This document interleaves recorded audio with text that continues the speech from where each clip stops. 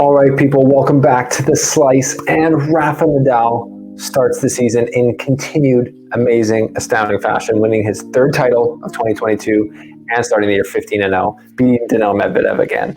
I mean, there's just not enough to say about this guy. He is not just the king of clay, he's the king of tennis right now. In the year 2022, it's hard to believe those stats that I just said, because many of us thought he would be retired. And don't lie to me. If you thought he did, it's okay. I did too. So let's get into this tournament, how he went through it, and what the rest of the season looks like. The dynamic of him not having played Djokovic yet. When will that happen next? I don't know. But this is The Slice. So let's break it down, and welcome to the show. I go fair. You're coming at you from the Del Rey Beach Open. Miami Open. The grounds. This is Novak and Dominic Bianchi. We're here with the man. Neil's around it. Welcome to the Slice. That's it, folks. Welcome back to the show. Welcome back to The Slice, where Rafa, as you can see behind me here, in our little transition studio before we head over to Europe to cover the tennis for you in person. We're going to be breaking down Rafa's amazing win here. Just so much going on. First of all, though, thank you guys for your support.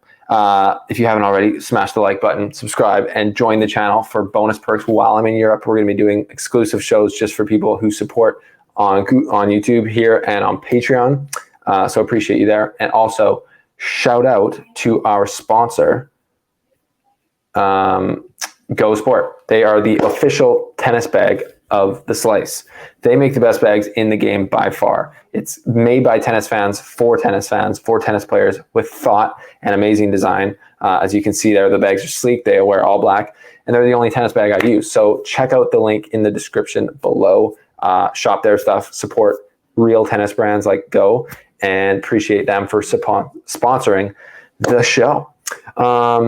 Question also, Gold Wolf, longtime follower of the show, Rafa fanatic, trash talker. Some people hate him, some people love him.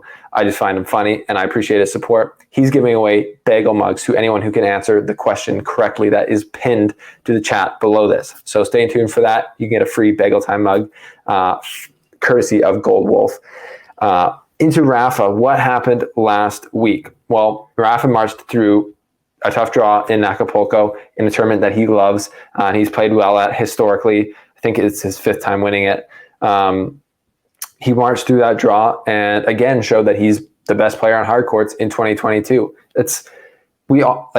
Many people. I've talked on the Matchpoint Canada podcast. If you haven't followed Matchpoint Canada, go check out their recent podcast where your boy is on it, talking Rafa and talking how people still consider him a clay specialist, or they say the king of clay. He's most definitely the king of clay. Let's not take that away. He's won 13 French Open titles. Like, that's just what happens when you've won that many. But he's been obviously a dominant force on hard and grass, not as much grass, for over a decade. So when you stack up the numbers against each other, yes, Clay's been by far his best service, but he's also been amazing on hard. A lot of people say, he hasn't been good on hard because he hasn't beaten Djokovic, in about 10 years, and he has struggled. He hasn't beaten even Federer off of clay since I think 2014. But that doesn't make you not a good hardcore player. Let's just be real here. So Rafa shows that, again, that his form to start 2022 has been amazing, beating Medvedev in the semifinals on the way to the final of the Mexican Open. So that match in itself was pretty crazy because 6-3, 6-3 looks kind of routine in a sense, but it was anything from that. Daniil had 11 break points, 0 conversions on them, 0 breaks of the Nadal serve. So you could say that Medvedev dropped the ball there. I actually wasn't able to watch that match because of scheduling. Like I said, I'm in transition here, but that's obviously showing a bit of tightness when it comes to Medvedev. I don't know. I said, like I said on the Matchpoint Canada podcast, it seems to me that there's pressure that gets added to Daniil when he's been searching for this number 1 ranking. Now, of course, we already saw that, as we see here, Djokovic lost in Dubai. That put Medvedev into the number 1 spot already, I think, before the Nadal match had even happened. So he didn't have the pressure of getting it, but there's some things where he just hasn't played his best, I've noticed, like Miami 2021 when he had the opportunity to get the number 1 spot. he hasn't played his best tennis, it seems.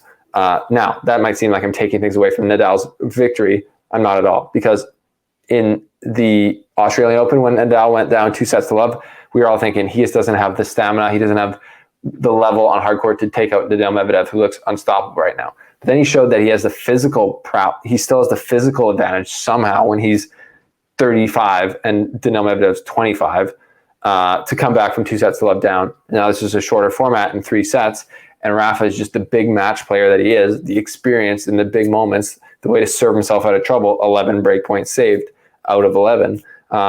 He can just capitalize on that. So I would almost, say if Nadal Medvedev and Nadal play again in 2022, I'd almost give Nadal more chance on a 3-set match than a 5-set match, based on what I've seen so far. But based on what I've seen, yes, Nadal's the best player in hard court in 2022. A lot of you guys are going to say that's because he hasn't played Djokovic so far. And that's unfortunately probably true. Unfortunately, this year, the tennis world has been affected by the pandemic still, and it seems to be continuing that way. So when will Djokovic and Nadal play next? Will it be at Indian Wells? Nadal's already there. He's been posting videos from the courts in Indian Wells, the tennis garden there, practicing, getting ready. And as we know it, Djokovic is not vaccinated, so I do not think he will be playing at Indian Wells, which sucks for everyone. So I think Nadal might have another chance to play Nadal at Indian Wells, but I think that Nadal Medvedev has to make like the semifinals in order to keep the #1 ranking. I could have looked that up before, but I think I saw that somewhere else, if I'm remembering correctly. So what do you guys think of Rafa's start to 2022?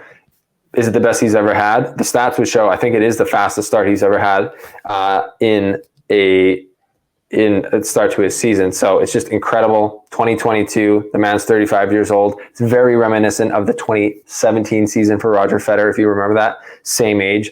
He won Australian Open and then Indian Wells and Miami. So that's pretty crazy. But yeah, just let me know your guys' thoughts, reaction to Nadal winning, beat Cam Norrie in the final. Just too strong, it looks like, for everyone on tour right now, which is crazy because he's 35 years old. So the man's just brilliant. Thanks, guys, for watching. This has been an update.